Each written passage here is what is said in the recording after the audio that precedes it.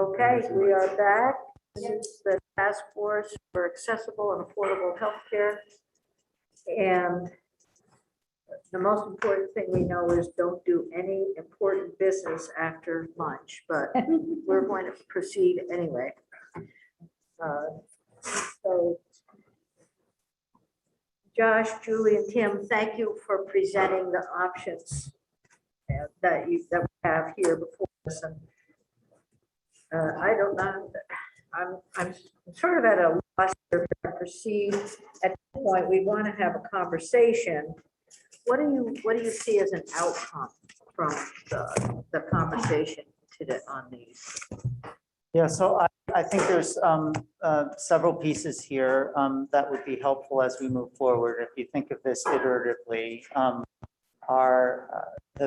if there are items on this list, for example, that you have been there, done that, don't want to go there again, and as a group, that's a definitive something you can, believe you can move to, then that would be helpful directionally, because it's not something we need to can spend resources on to move forward, right? That we have to spend time on between the precious resource we have is the time, because this group is only available through December. So that would be helpful. And in addition, if there are items that individual members have questions about, as far as I don't understand it, I need more information in order to be in a position to understand it.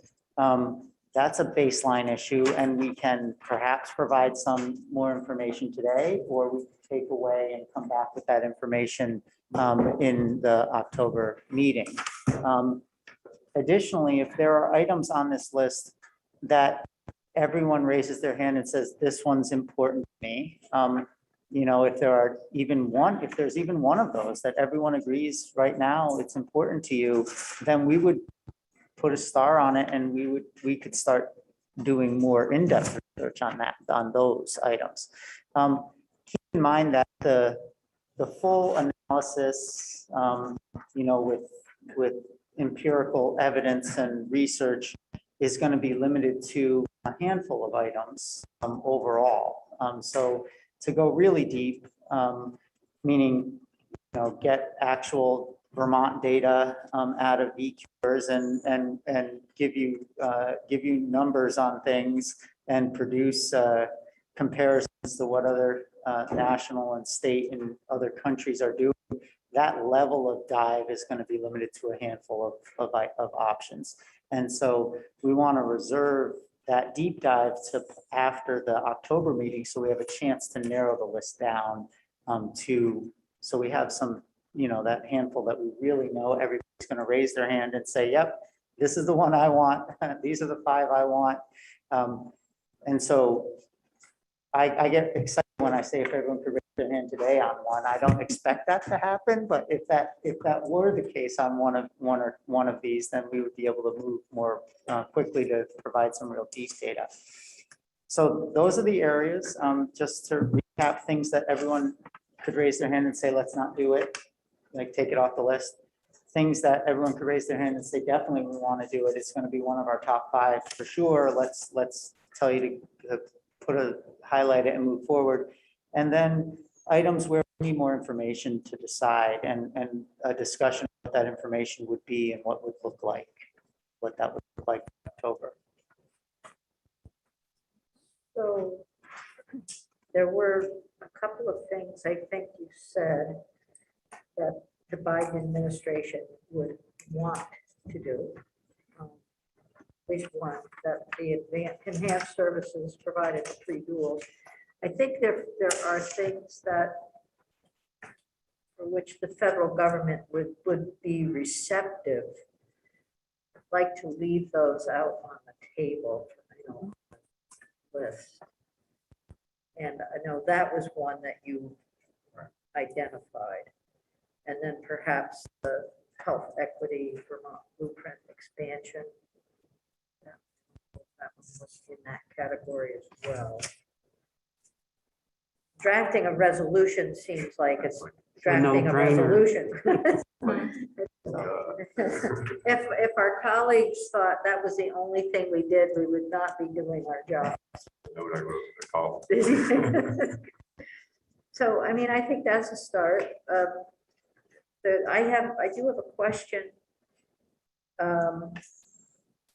regarding under the public options that are there, reinsurance, public option, adjusted plan options. Catastrophic plans are always seen as very important and key for people to have. And I don't know what people are thinking about that right now.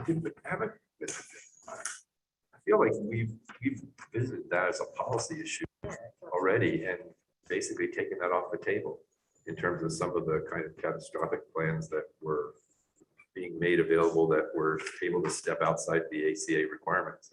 I mean, Jennifer, help me if I'm. Are you talking about the short-term and the duration kind of stuff? So I think those are a separate category. These are major medical, but they're catastrophic plans, so that the coverage is really just for catastrophic kinds of events, but it still has to be go through the same, that has to be structured in the same way or similar to exchange plans, short-term limited duration that are totally different, but they've only been available, I think, at least originally to younger people. They were only available to people under age 30. So that was one of the first steps. I guess for myself, I would want to understand a lot more before I said, yeah, that's something I want to do, because I'm concerned that we not undermine some of the work policy decisions we've already made, which are say, people say, well, let's have this kind of plan. I'm going, no, we made a policy decision that things have to be consistent with the benefit plans of the Affordable Care Act, et cetera. So I'm not prepared there to say, yeah, definitely do it. I actually would like Ann to be back when she had a call. She said she had to make, unfortunately, before I bring up, but Medicaid. well, no, the reinsurance Oh, yeah. that we like, both are saying, haven't we been here before? In terms of, we're both frankly needing to pull up some of the information that we've heard in testimony previously as to why we're not, why Vermont has not chosen to do that. But I mean, it always seems like a good idea. Maybe it still is. But I would want us to remember to be refreshed in our memories about what the testimony has been about the reinsurance issues in the past. But I feel like we've tried this, we've taken some look at that. So that's, for me, that raises a question of like, let's find out more, let's find out more in order to understand whether we've taken it off the table as a policy issue previously. Well, I would agree to that. It kind of brings up in the broad instance, and you're not going to do some of this till you get the research, but what's the pain for the gain?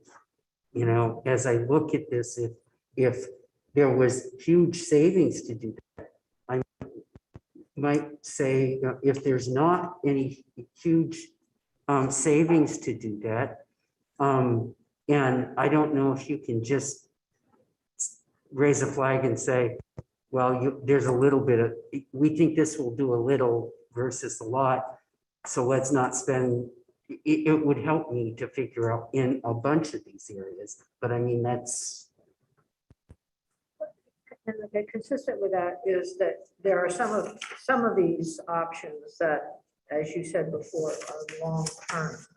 And then some that are more short-term, short turnaround. So some of the pharmacy issues might be short turnaround. How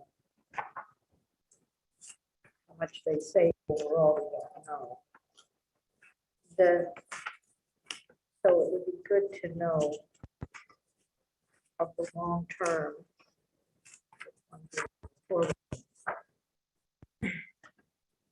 I was going to ask a question.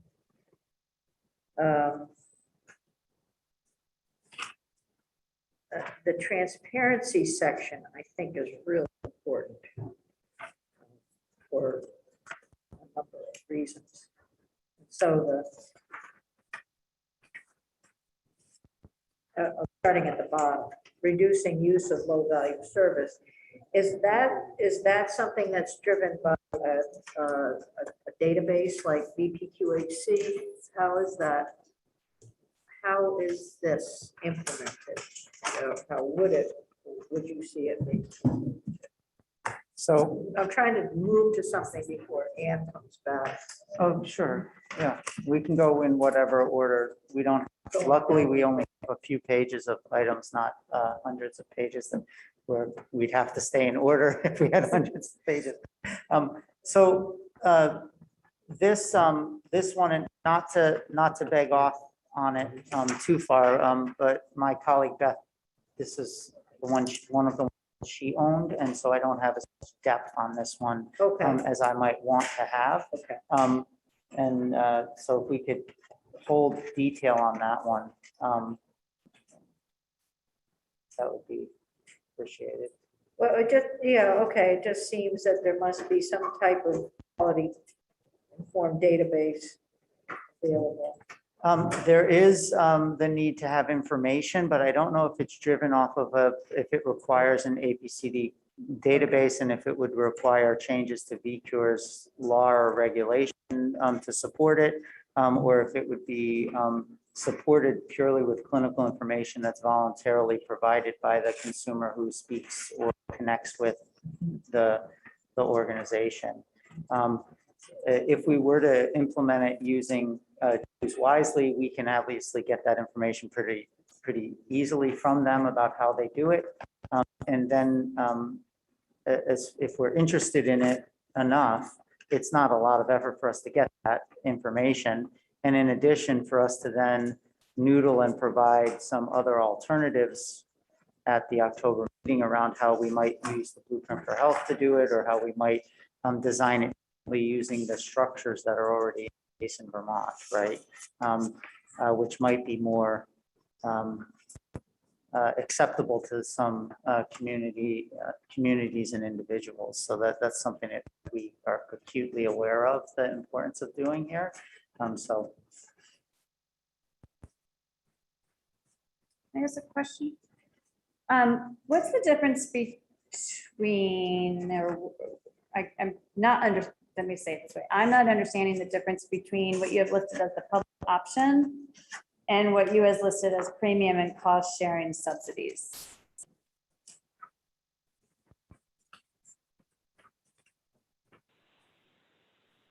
So Tim? you wanna Yeah. So, well, first, let me ask, can you guys hear me a little better now than you could before? Yes, much better, thank you. So, sorry about that technical glitch.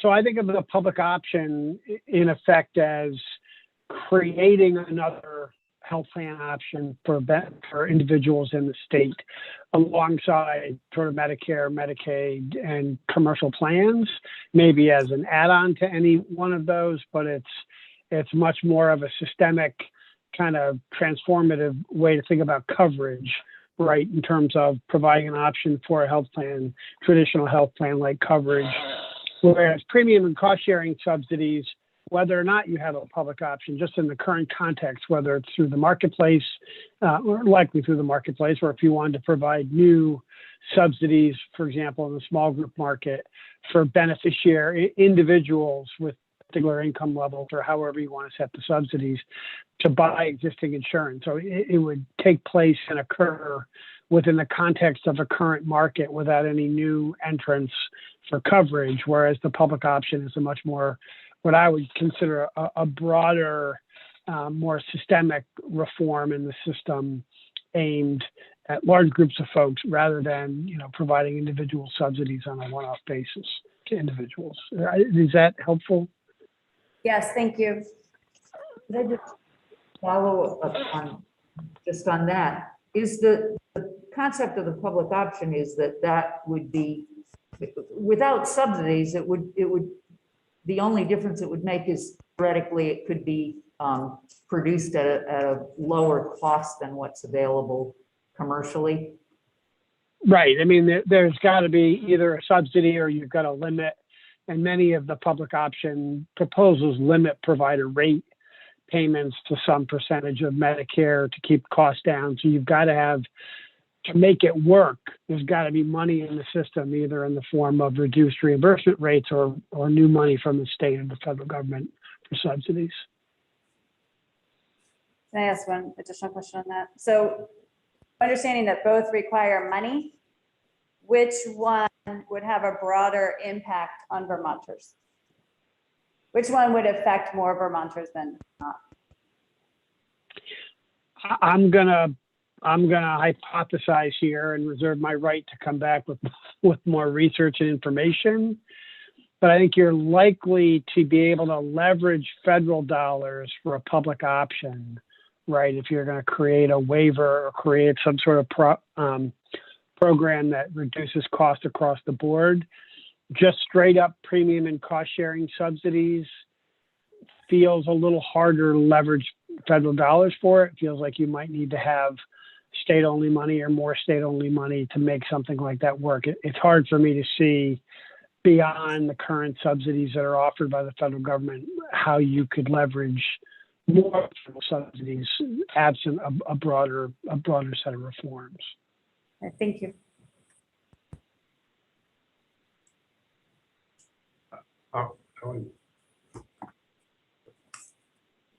Whenever it's not related. Well, can I just follow up on that Yeah, just briefly and absolutely, just say, on the public option, I would like to understand a lot more. Yep. But I'm also interested because I know that national gatherings, that I think Washington State has put something in motion there. You mentioned Nevada, I think, was there also a proposal in Colorado perhaps, or I'm not sure where else.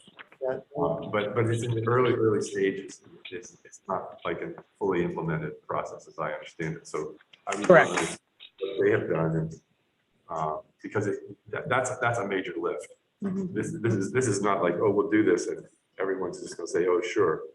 That this is a major. So I think that's one of the other things I want us to tease out as well. Not that we shouldn't look at things that require major policy lift.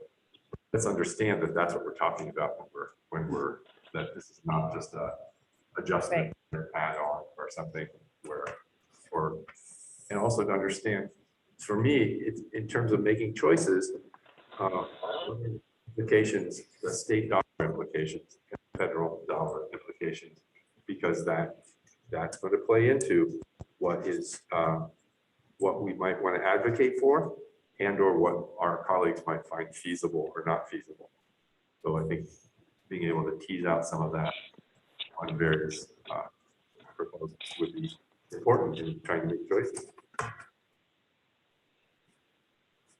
Ken, did you have a follow-up on that?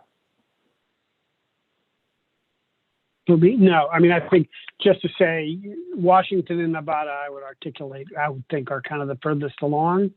Oregon and Colorado have initiatives characterized more as aspirational, but we can go back and, obviously it feels like a place where we could do a lot more research and bring a lot more data back. Again, I'm going to be careful not asking you to do a deep dive there, but I think at some level, some additional information. Again, those are the states that I'm aware that have either implemented something or looking to hopefully learn how they got there and why they chose that.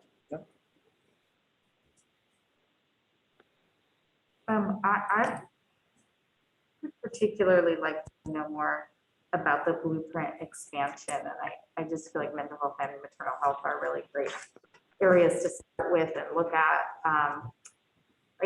I wonder too if there's like a deep pocket of new information on mental health access and remote care, just given I definitely feel like people who could afford it used a lot of remote mental health care. And are there things that we can do to make that much more available to everyone? So I don't know if that all relates to the blueprint, but it feels like there's some areas where we could connect a lot of dots that don't exist in some areas that became clearer in the pandemic. So on that,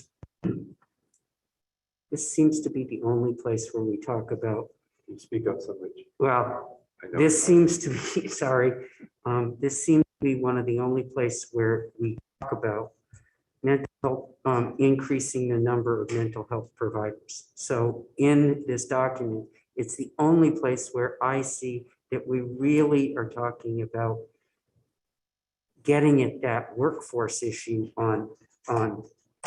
in places. I know that there is other committees working on the workforce issue. How do I know that they're going to, in a comprehensive way, and I say this to partly the leadership here, how do we know that they aren't going to miss something? And for me, particularly increasing that pipeline of providers is important. But I think this is the opposite. I think this is what I was talking about, starting a new program that requires more workers, and you Right. don't have the workers. This is increasing the numbers. It's hiring more to expand the blueprint. It Yeah, doesn't provide them. I get, yeah, but So, yeah, But I think beyond that, if I'm going across all of healthcare, and we can argue about that because I think this may direct it more, but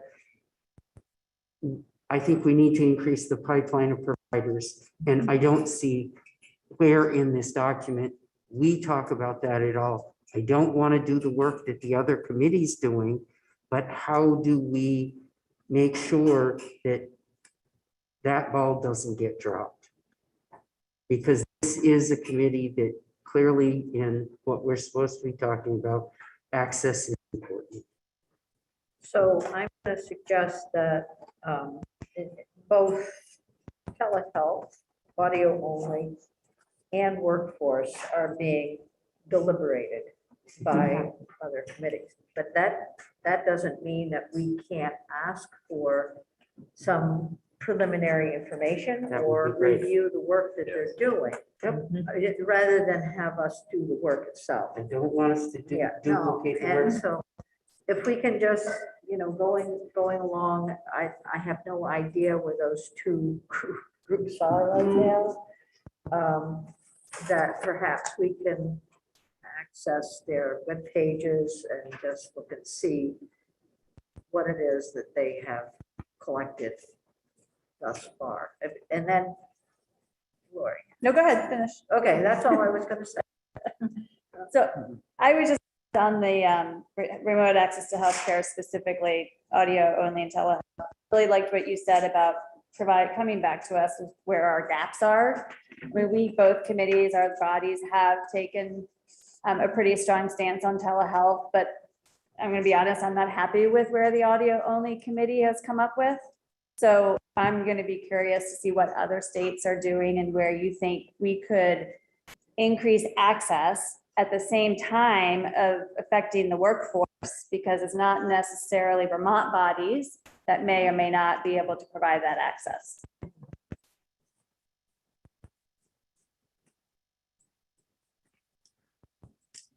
Can I, before we move on,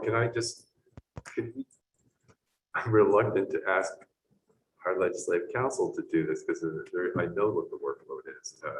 But I'm trying to think who can best bring that to us? Is that coming out of asking our consultants to do that? Or is it more localized in terms of where are the other groups that are working on these issues?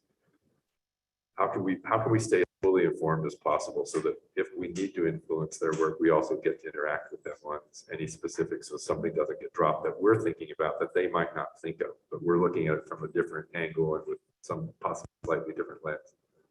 Is that? I think that's appropriate to ask me. I mean, you're talking kind of where you've directed them, where you, the legislature broadly, have directed various groups to be working on particular initiatives around workforce and around audio only and other telehealth issues. Yeah, I think that makes the most sense for me because it probably wrote most or all of them. Yeah, right. I would know. Well, that's kind of what I was thinking, but I think it'd be good if we identified that before we moved on so that we're not then wondering who's going to follow, because I don't want each of us to try to have to think, well, let's try to go out and find that. And some of them I think are, I did in response to request last time, send you another list of upcoming reports that are relevant to this task force work. And that includes some of them. Have we distributed that? I think we I have, think it's yeah. just posted, I left Yeah, it, yeah, that's all I mean, I yeah, think it's posted. yeah, I think I asked Charlie. I don't know, I haven't seen it, but I'm sure. it That has is. the, you have the facilitation of interstate practice using telehealth working group, they have a report coming back to you. And the other one on there is the updated healthcare workforce strategic plan that the director of healthcare reform is supposed to get to the Green Mountain Care Board in a couple of weeks, and then to the legislature for approval, and then at the beginning of December to the legislature. But a lot of the other provisions are not in here because they didn't have a deliverable. It was just let's go forth and do it. But I think what I'm hearing is he would like kind of a consolidated list of what all those are so that you can see what's currently happening. That would be great. I could do that. And I have one other piece of information that I may have that others may not, is that from the House side, at least, Representative Copeland Hansis and I, well, she sent it and copied myself after a conversation around a what's referred to, it's an interstate compact around psychologists. And we've asked, and the Office of Professional Regulation has agreed to look at what their thoughts are on that, review it further, and bring back a recommendation to the legislature around that compact. It has to do with both mental health, workforce issues, and access to care for mental health, and whether that's whether they think that's a strategy that makes sense for us. So I might want to ask, I can help make that connection, or well, you know the connection, you know the folks, but just to mention that that's because there's been an advocacy around that issue. So our task is to ask OPR to see if they would. And we have another bill on another category of professions, I can't remember which, about interstate access, same issue. Another group we haven't addressed yet. So I'm looking at the last one. Before we Sorry, move go on, ahead. can I just ask a clarifying question on the direction to Ledge Council? If I heard correctly, Jennifer, you're going to pull together what the legislature's asked those other groups to do, right? What the initiatives are. Yeah. So where the money has gone out for specific purpose. So my just follow up for clarification is to understand, what I heard us discuss was not just that, but also what are those groups doing, sort of, can we get a preview of what they might recommend? And so I just want to make sure that doesn't slip through the crack here. And so I want to understand, we can coordinate with your staff and figure out who's most efficient to do that, find out where they are. I'm not volunteering. I'm happy to volunteer to do it, but I don't want to step on anyone's toes in doing that. And I want to make sure that we do that cooperatively here. That's fine. I think Jen has volunteered to go ahead and look, and that would be, I think would be extremely helpful to ensure that the connection stays in place. Yeah, I can get a status update. Yeah, it's just a Okay. natural.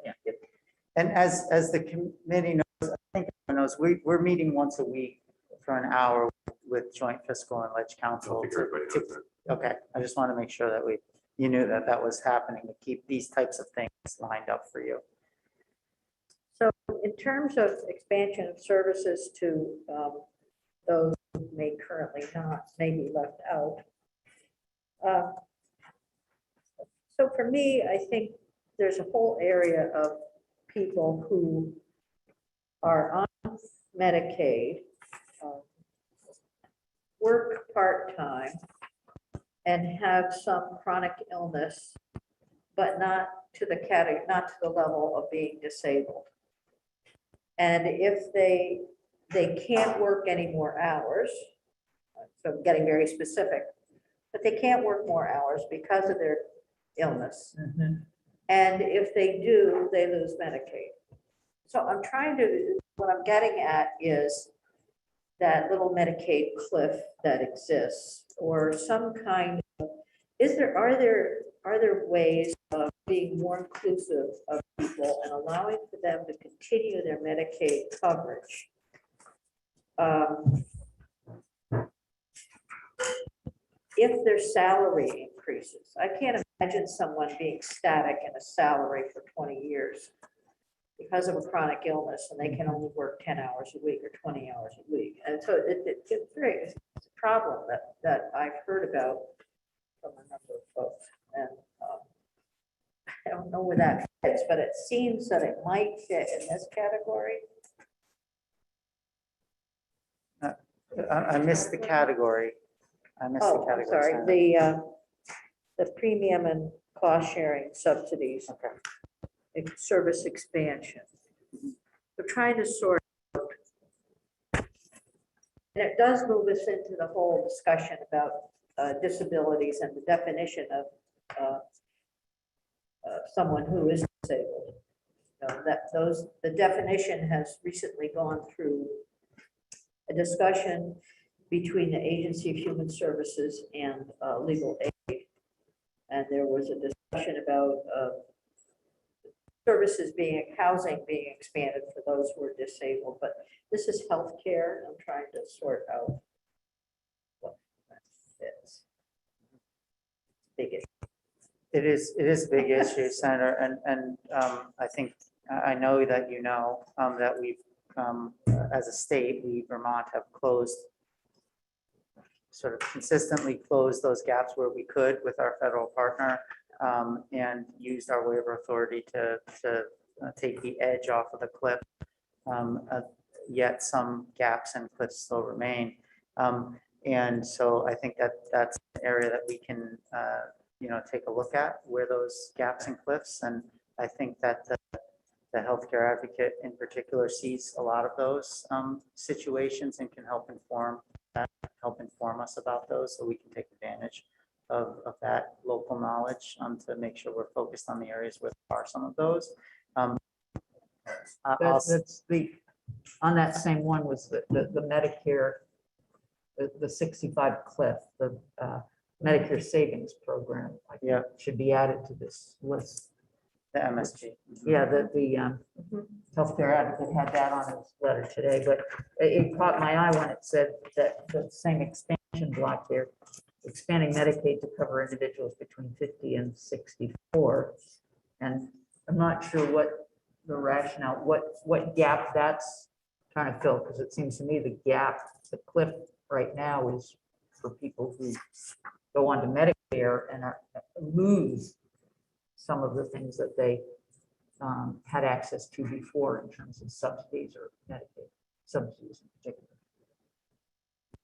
We would agree with you that latter is the significant issue in that area, as opposed to the former, the Medicaid piece of it. Go ahead. So I feel like in a big picture sense, when I look at the principles of accessible and affordable healthcare, we drill down into some specifics of what we mean, I think, by those words and how we establish those principles. But if we go back to our charge as a committee, I still think there were some metrics like advances equity, is federally attractive or feasible, is high impact, cost effective. That kind of are broader than our principal definition. So when I think of like the rubric you might develop, I don't want those to get lost because they're just not like principles. They were like the realistic nature of what is actionable, I think. So I just wanted to say that because I just worried that otherwise those kind of what our charge was isn't necessarily reflected when you drill down into the principles, not in a bad way, but just like, I think we need to zoom back out and say, is this equitable?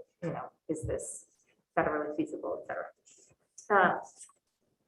Kind of on that note, I just didn't want us to lose track of pharmacy costs and prescription drugs. The information that I have seen recently is that in the last 6 years or, over the last decade, it's inpatient services and pharmacy costs that have gone up about 25% in cost. And that's at the upper end of cost increases of different healthcare, parts of the healthcare industry. I put a star next to the fines for price increases just because I thought that's what gets us money that we might be able to give back to people for relief for high cost prescriptions. But I don't know with, if these three are the best we've got going. I mean, obviously, I think we all watched prescription drug conversations at the federal level just kind of dissolve a little bit. So, but I just feel like we'd be remiss if we didn't like figure out a good something to do around pharmacy since it's the biggest cost driver, as I understand it, in recent years. I also just want to say, transparently for the committee, and I think my colleagues in the Senate know this, there's a lot of interest in the Senate around the idea of Medicaid expansion for up to 26 and 50 plus. So a lot of my questions directly to you are about the cost effectiveness of that, how much savings might be gained, where the possibilities are federally, if other states are thinking about the same thing. So I just want to say that I just feel like there is a lot of interest in that particular proposal. And if you tell us it's, infeasible or has no legs, like I'd be all ears to that. But I do think people want us to explore that idea.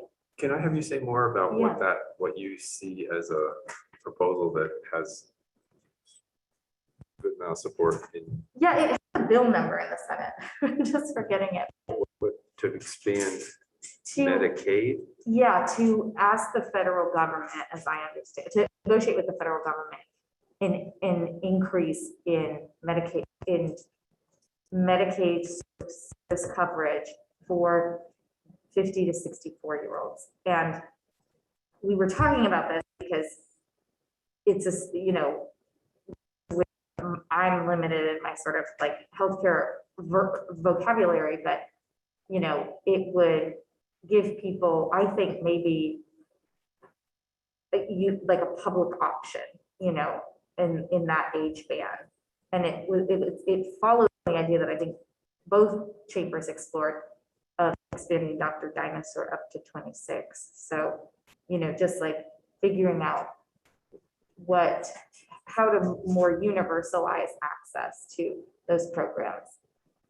Yeah, Okay, I'm just wondering why that, the 50 to 64, I've never heard of before as being any kind of a cliff or a gap that's different from any other age group. Is the issue because they're already eligible for Medicaid, but the issue is who is eligible for Medicaid in that age group? Is that the proposal?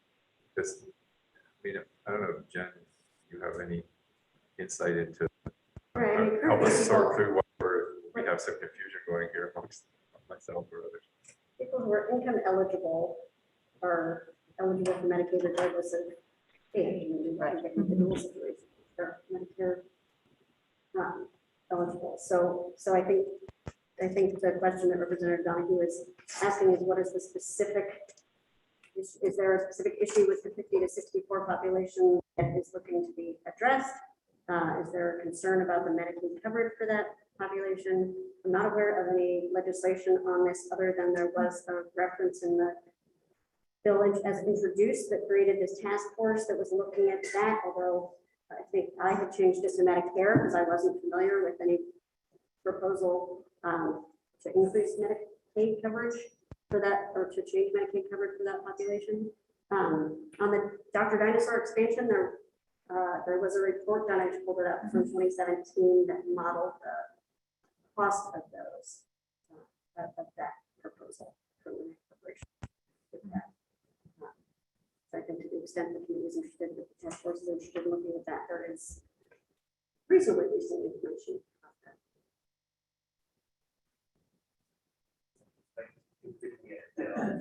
I suspect it's increasing the FPL from 138 to 400%.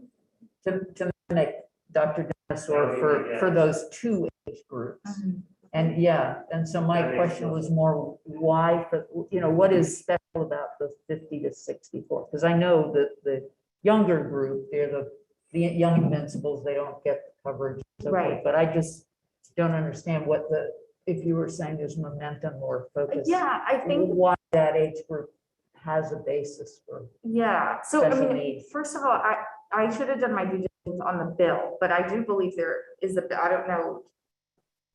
I think like Senator Ballin is the sponsor of it, I'll go find it. It may have been on the original bill Okay, for from which the task force developed. right, and so, yeah. As to why those age categories made sense is there's a lot of interest in better understanding that age group to see if there's a lot of savings in terms of the beginning of developing chronic conditions or, just sort of looking at the further you get into those age groups where, you have young people who are not covered otherwise and people who have or for coverage as they age into certain new health needs and categories and get more preventive care for older age. You're starting to Right, so universalize. it's sort of like the a whole thing. pre-dual concept. Exactly, Okay. pre-dual, yeah, that might sort of align well, but then you're eventually getting to people in my age category, which need help too, but it's just, you're getting closer to the populations that are most left behind.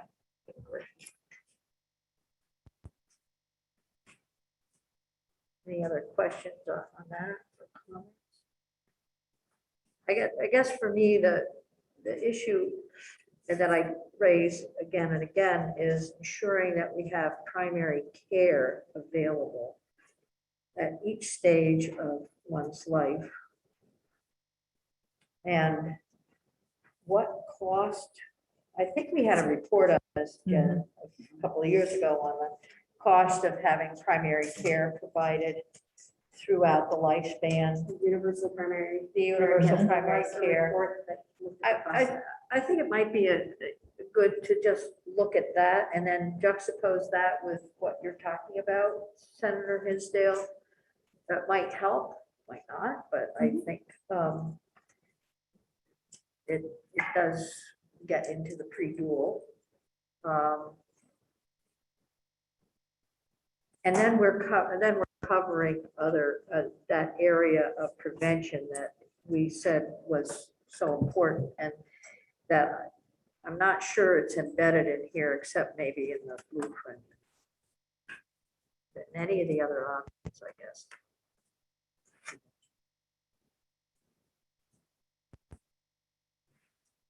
I wonder, can I build on? I just quickly, I go back to Representative Lippert comment in the last meeting about New Mexico, I think, put a marker down for like, if you need mental health care. No copay. Yeah. No copay for mental health Yeah, care.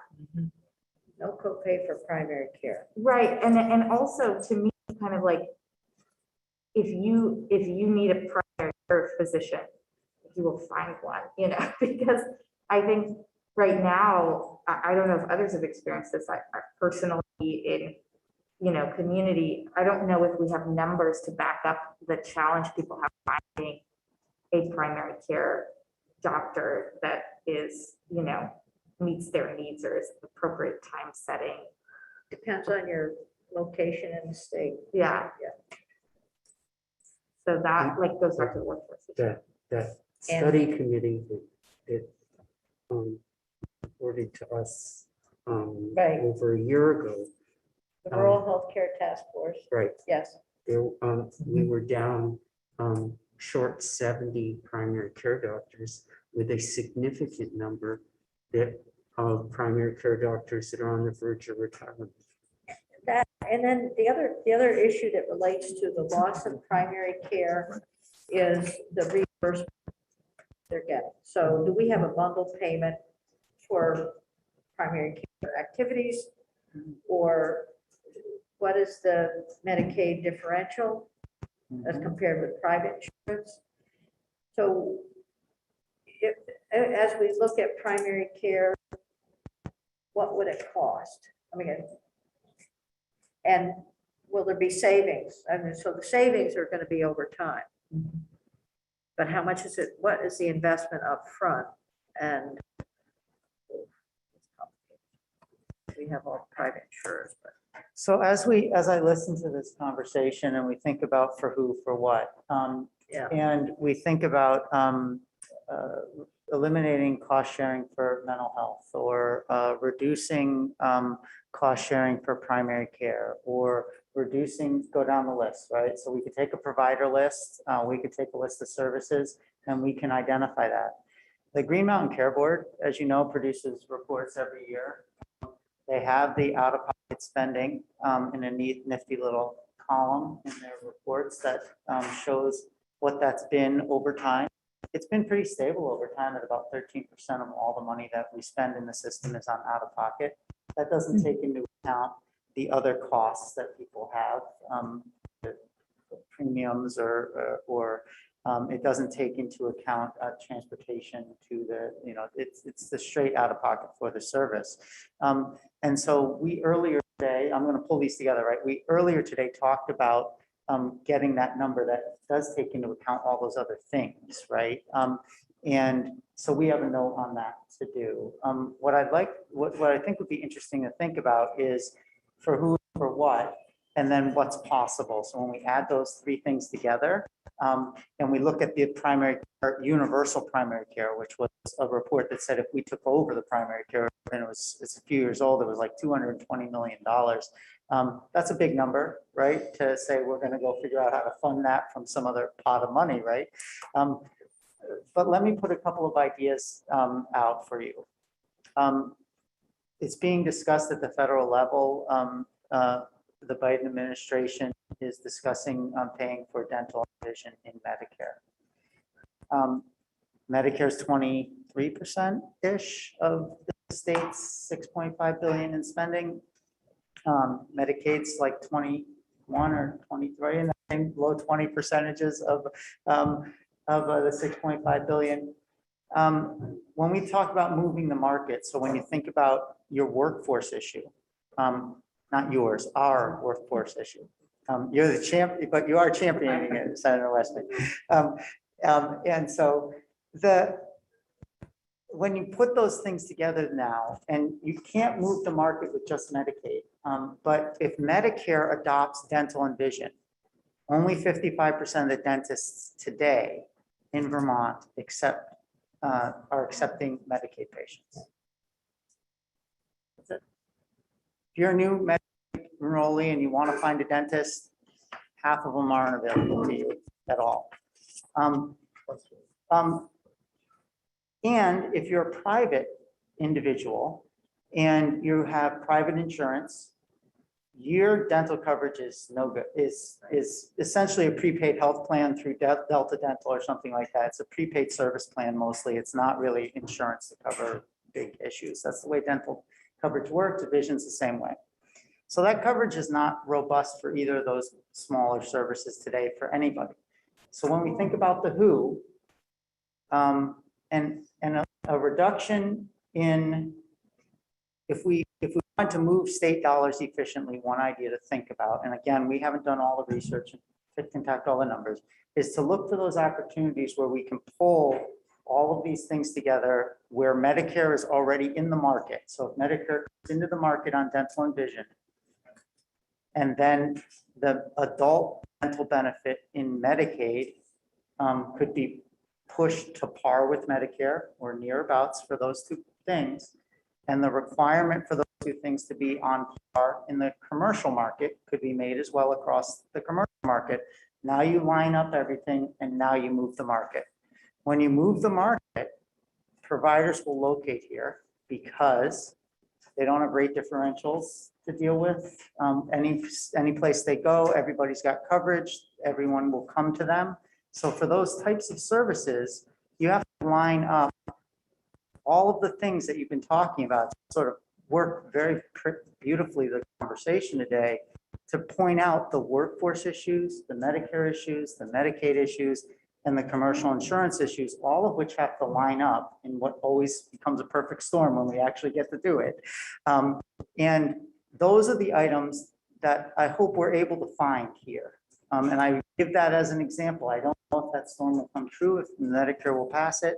or if we'll want to move on those issues and spend dollars on them. It's not including the ERISA. It is not including the In terms ERISA. Of everybody, it's not. It's that as big far as chunk. we can go with everybody. There's still a big That's chunk. as far as we can go. Right. And oftentimes, but not always, some ERISA plans parallel, but not all, they're not required. Can't be required. And there's a small piece of TRICARE. Right. So. So can I, it was helpful to kind of see how it could all come together and move the market. With that and the other conversation that was happening, and I don't know if this is in here anywhere, so I feel like there's an age group that we haven't talked about. And that's the, 26 to 35, 40-year-olds who could want to move here and help with our workforce if we had better healthcare options for them. And I go back to testimony we had, the young people pay a lot more because we have, we don't have age rating, which I'm not supposing we should. I'm saying it just seems like there's this group of people we haven't talked about yet. And we need those people to move here, to help with our workforce. So does anything in here get to that? So, I can draw a line with anti-competitive contracting. The blueprint expansion is all Vermonters, all ages. Yeah. I mean, that will help move the market too, because we'll have some providers who can do what we need done here. episodes help everyone. Done well, they help on affordability, accessibility, quality. But I think the underlying, if I'm going to read into your statement, then you tell me to stop doing that. The underlying issue for that age group is really cost. In other words, if healthcare is more affordable for that age group and age rating helps to get to that, but there's a bunch of other issues in the system, then those not super young, super invincibles, but still young and slightly invincible folks will be more attracted to Vermont from that perspective. I have two of those in my own household. And so I recognize that issue. I would say, and it's off topic for this committee, so I'll only spend a second on it, that my young invincibles are looking for jobs or recreational activities that are just different than what we might have in their hometown today. So my own personal experience is that the healthcare expense wouldn't mine anyway. And I just feel like we're missing, you talk about for who, that we're missing an age group. Just didn't hear what your last phrase was. It wouldn't stop. My young invincibles from coming back. Yeah, okay, that's what I thought. Yeah. And I was gonna say, that's the underlying assumption, that somehow healthcare is a driver to actually have people Right. relocate. Which But I have my own questions about. and whether those people come here, I still feel like everything we've talked about is not hitting a specific age group. That's all. Yeah. So I'm gonna bring us to around because our time is short and some folks have to leave by 3. So I'm looking, we all know that in order to have savings, you have to look where the money is. And one of the places we know, at least some of the money is nationally or in hospitals, and I don't know, we do have there are some options here around hospitals, and I think that for me, it's the anti-competitive contracting that becomes, adds transparency and allows for folks to see the differential payments for services, whether it's in a hospital or an independent professional, or I know there are some fairly strong hospital regulatory processes in other states. Somehow we should know what they are. I don't know. Right now, hospitals are stretched thin. Many of them are in the red, so it's difficult to say that's what money is. Money isn't in some cases. But certainly, regulation of hospital costs becomes important, and the transparency of hospital pricing is important. But then that has to match up with insurance premiums and what insurance coverage allows for. You don't see those two things together. Not sure I know how to align those.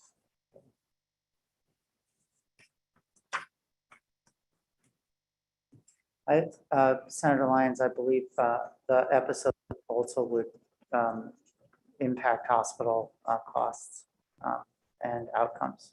I'm sorry, what would? Episodes. Episodes, Yeah, the so episodes, all yeah. the episodes are going to involve either an acute hospital intervention of some sort or a significant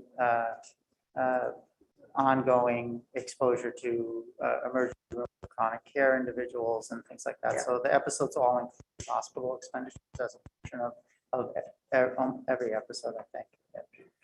Can I just raise the question of, in terms of that particular kind of proposal, whether to try to introduce something like that at a time when we're trying to move the entire system from fee for service to value-based payment to value-based care, introduce that into the mix right now. I'm wondering from the point of view whether that's complementary. It could, and I think that's one of the questions, whether that fits within the models that we're in the midst of, or whether it flies in the face of that as a complicating additional piece. Yeah, it's a good question. And I just, We should know. I think we would want to, Are you referring, Representative Lippert, to the anti-competitive or to the episodes of care in the Does It I Fit? thought you were referring to the episodes of Because care. I just wanted to make sure. Yeah, I was talking about the episodes of Yeah. care in particular, although. Yeah. I actually had the same question in my mind on the anti-competitive. So they're Yeah, so I believe that, so episodes of care are a value-based purchasing approach. And so how they fit with the pathway that Vermont is on is one that we will I would want to understand that. to make want sure to that align. we're Trying to Yeah. add a layer of complication and something that actually enhances what we're doing.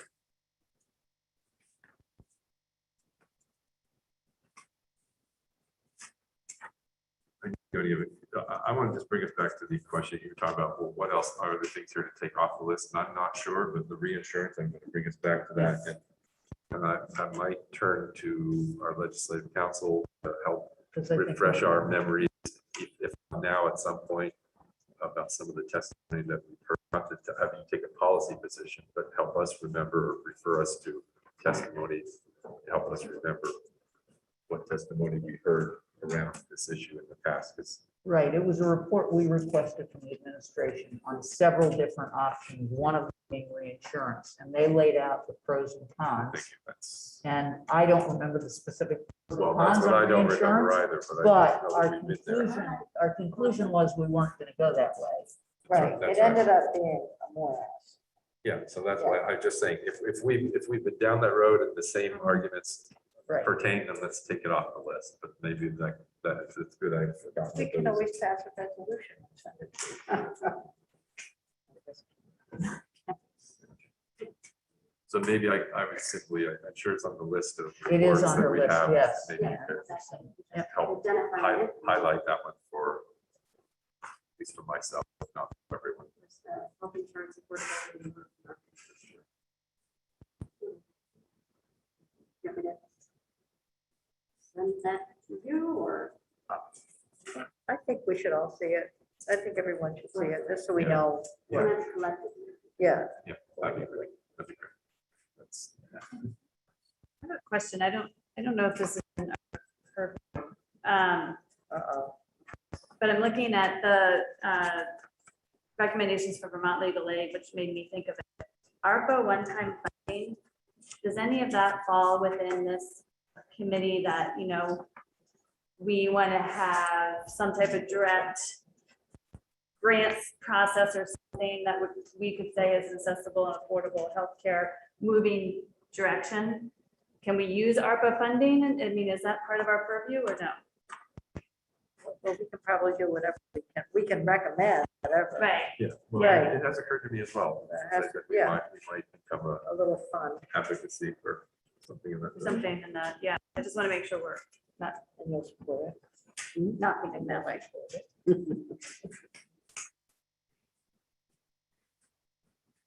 Yeah, I actually wrote that down this morning too, so that's good.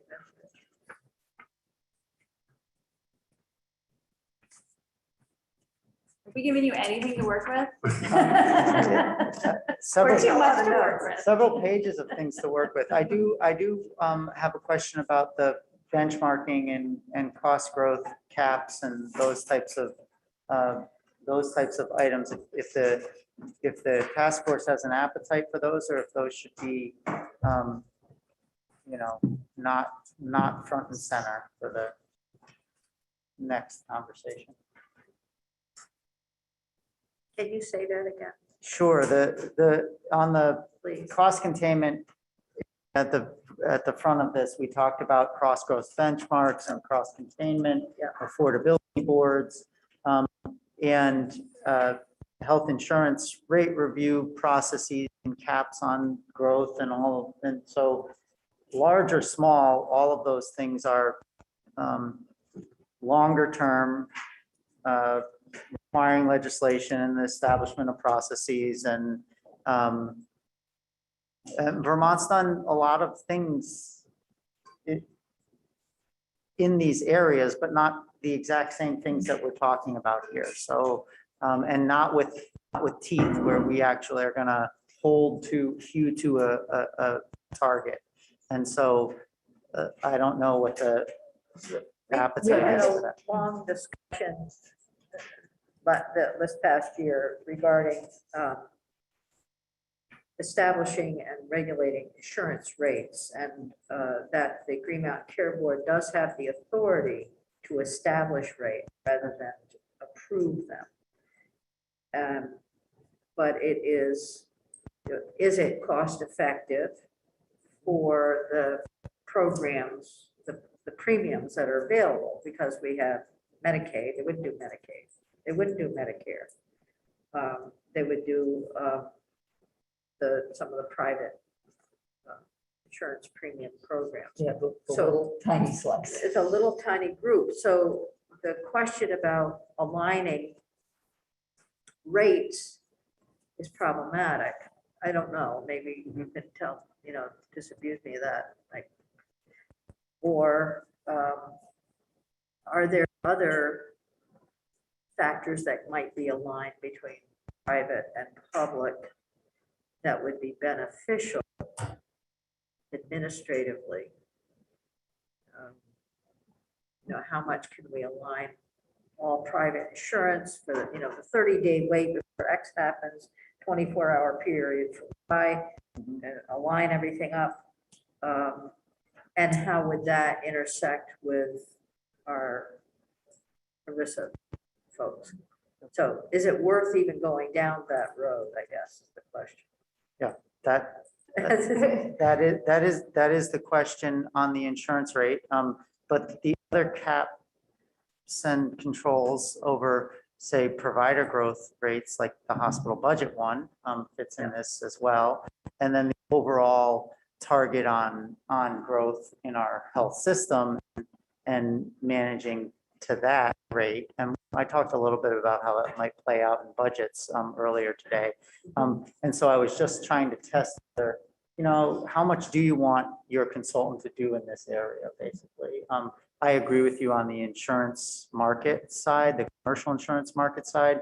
We end up in a pretty small slice pretty quickly, and it becomes hard to regulate that rate without control over the other pieces.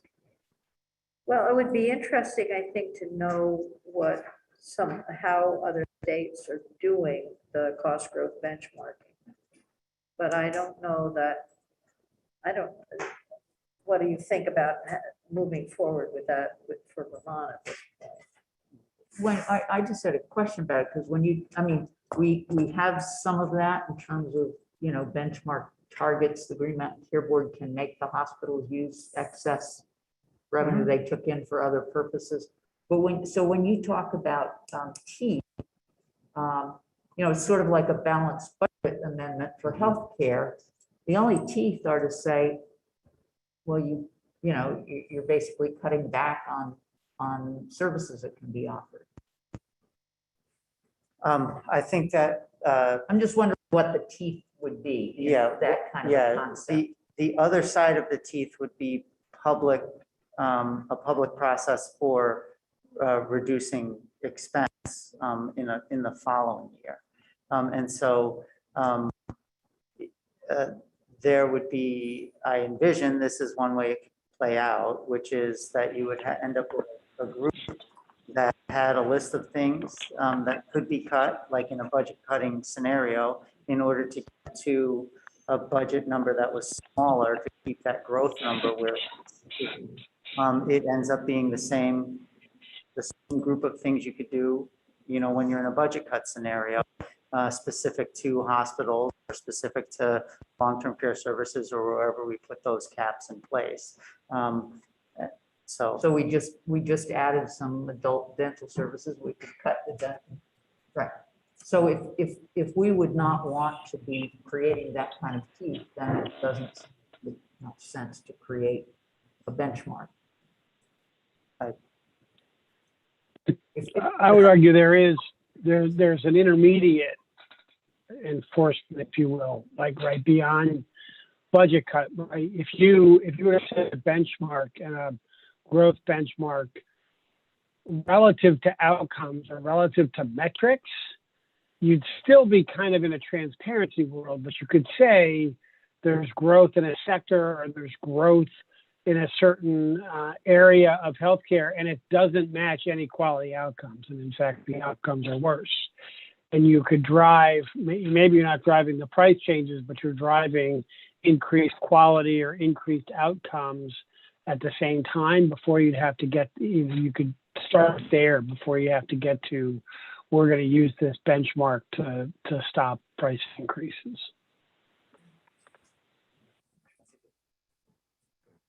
So, I mean, I feel like if we moved in our process from principles to standards by the end, like access standards, affordability standards, I think we'd be doing, as a non-healthcare committee person, I think we'd be doing a great service to folks to say we want to, you know, drive down the number of underinsured Vermonters by, you know, 5% each year. We want to set a North Star around what is affordable healthcare.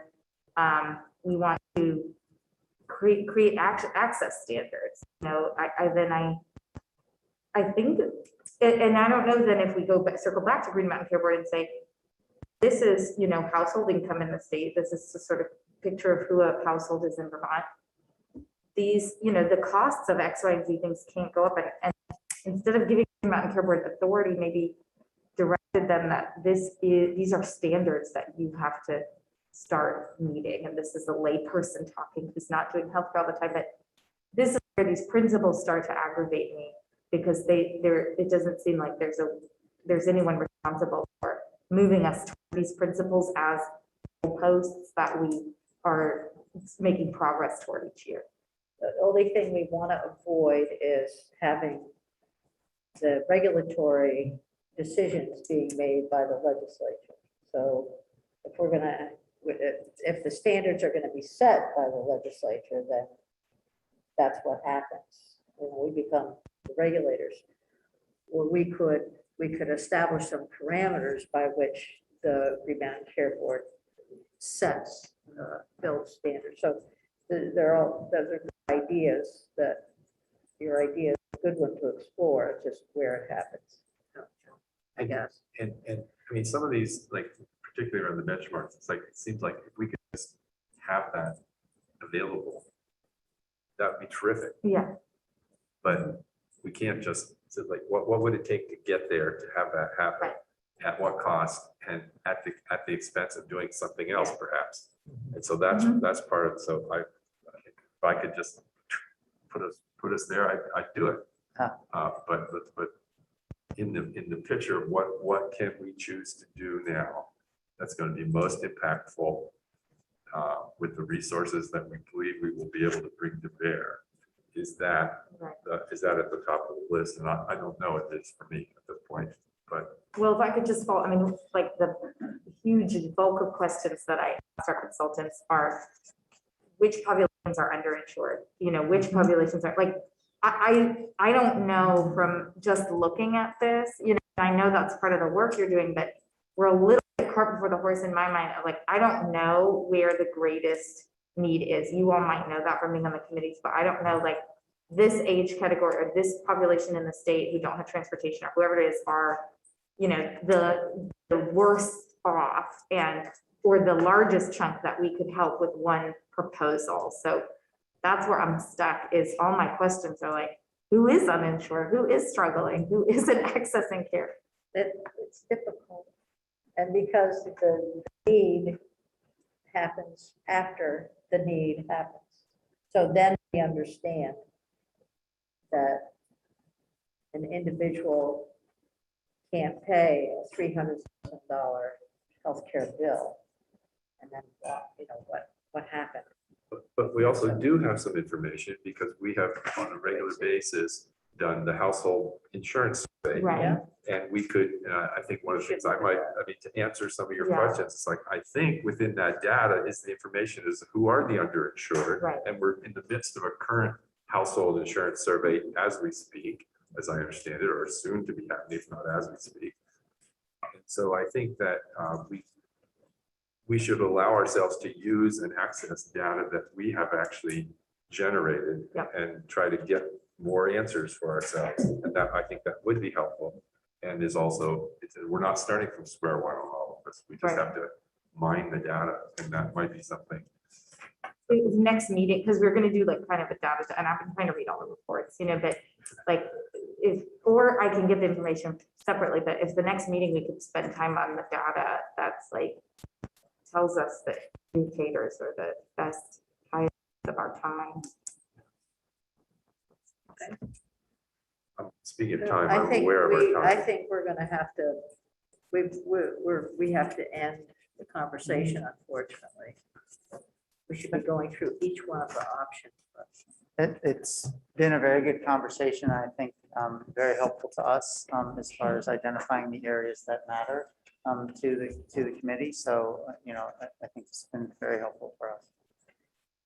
Okay. So the last item on the agenda is to review our schedule and timeline. And so the question is about when our next meeting happens. We're going to put it on October 20th and then make some changes going out into November and December. So do you have those dates, Bill? I have confusion.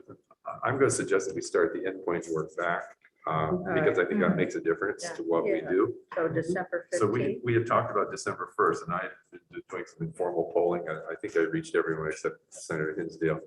To see December 15th would work. It's pushing our December 1st date out to December 15th. Would that work for Senator Hinsdale? So that's our last meeting. That would be our last meeting. Yep, I plan on going on my honeymoon sometime after that. But I'll be- Hey, I thought we postponed one of this for your honeymoon before. No, that was your wedding. That was my actual wedding. Sorry, I take that back. That was not fair. Yes, I can do December. So if we have December 15th as our endpoint, then I think it brings us back to, so then we're officially deciding to go to December 15th. Is that fair to say? Okay, so we're canceling December 1st, moving it to December 15th. That then brings us back to, we had a meeting in October and a meeting in November. We had talked about October 20th, and I believe we all can do it, but Senator Westman cannot do the 20th. So we were looking at some alternatives. And I think part of what today's the 29th of September. We were wanting to give some time between this meeting and the next meeting, but not too much time because we really want to come back and have more conversation and give you more direction as to doing a deeper dive on something. So I'm just wondering whether we talked about possibly moving that out to November 2nd, but my concern is that that puts maybe too much time between now and the next meeting. And so I'm not sure where that leaves us. And then can someone remind me, because there's confusion about what we had actually had previously scheduled for November. I had the 10th. The 10th I thought it was originally. the 10th. So The we're 10th, gonna change it to the 17th if that's possible. right.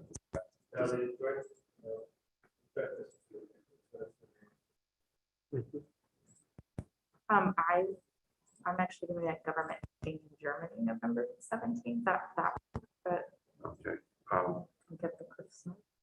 Was the 15th any better? Is it 15th? For some is reason, we had 15th a any better, or is conversation. I that- no, had you're that still gone? canceled. You're gone. I leave the 11th, so the 10th was gonna work for me, but. So Well, can we do, I don't know when Senator Westman is back. Can we do October 28th and November 10th? Right. No, you're gone those 2 weeks. I'm back on the 27th, so I could do the 28th, but I understand that. I Other think, people can. the Senator Lyons was busy first. Yeah, I'm supposed to be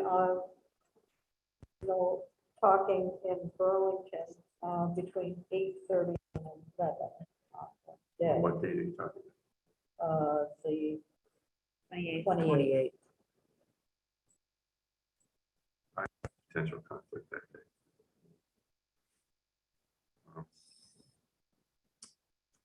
So what did we decide? We couldn't do the first or the second? Well, I think we decided we could do the second, but the question was how much time is that really giving us? Yeah. That's not giving, I mean, the point of changing these dates was to give us some more time, but not so much time, because our next meeting was to give our consultant more clear direction as to what they would do a deep dive on. Well, and that collides with, then we Okay, don't even so- have a You're November. on, right on target. Right, We could. that's why I'm concerned that we don't have so much time.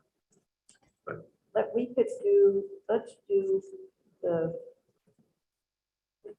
I don't want to be the only problem, so let's do Thursday, October 28th. And I'll just have to sort out my schedule with the folks in Burlington.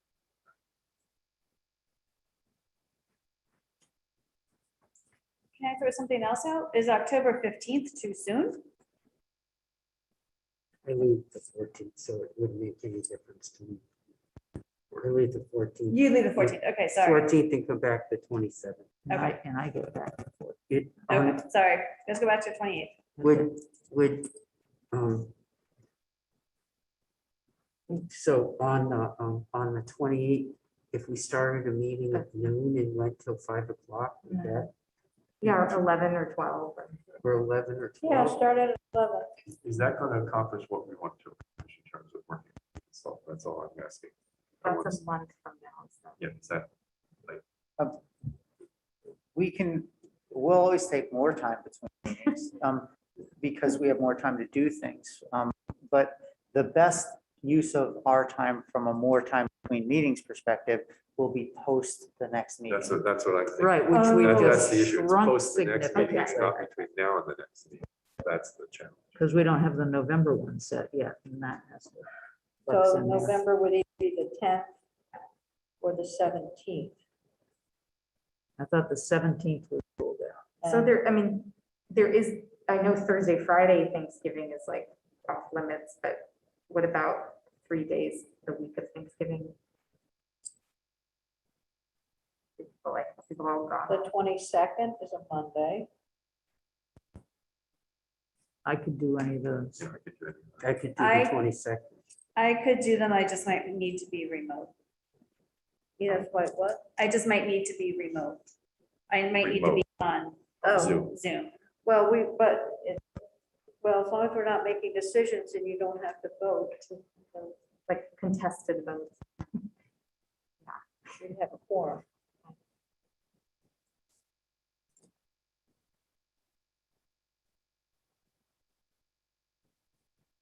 What about the 23rd, Lori? Make a difference. It doesn't make, actually, 22nd would be better. Is that a yes or no? 22nd. 22nd would be better. Okay, well, let's do it. So if we did November 22nd, December 15th, and then we need to back our way into an October meeting or a very early November meeting, but So it may be that, so the 28th is the, sounds like the earliest we could make it. And we wanted to make it as early as possible. I'm just looking at you, Charlene, because I can't change. What about the 29th?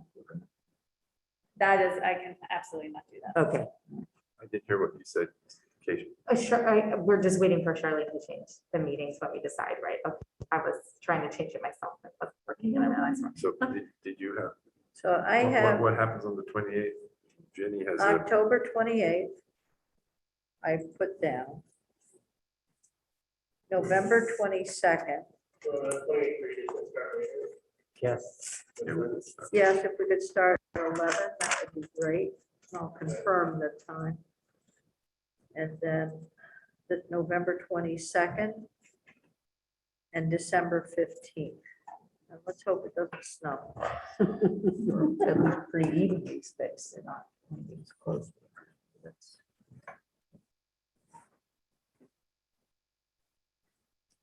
Josh, does that, I mean, that's only 2.5 weeks between the second and third meeting. Is that enough time? We may, we'll work with the time that you have set up. Gives us, we may end up having some things that are presented after that November meeting, right at the December meeting itself.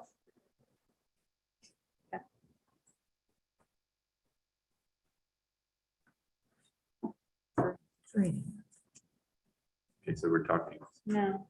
1, 2, 3. 3. The 28th 28th to in the the afternoon. 22nd. No, we're looking at a different. Never mind.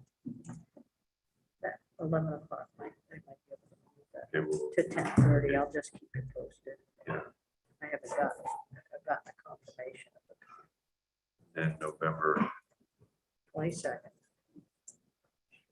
December 15th.